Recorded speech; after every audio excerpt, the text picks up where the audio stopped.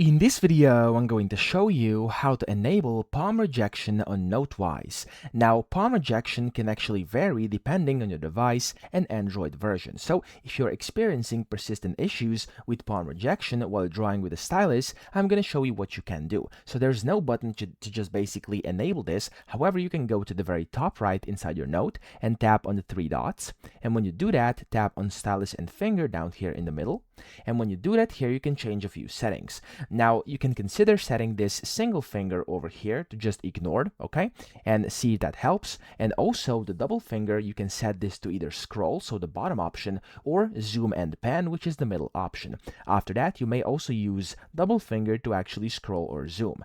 Now, here you can go out, and then what could also help, and to avoid accidental zoom change with your palm, you can go ahead and lock the zoom. And the way you do this is whenever you basically set a zoom, so if you go pinch in and pinch out with your fingers, and let's say I want it at 101, you can go ahead and tap on that percentage at the bottom left and then click on lock zoom. And when that happens, as you can see, my zoom is now locked, and that could also help. So those are all the steps you can take. I hope this video helped you out. If it did, please subscribe to the channel and help me out as well.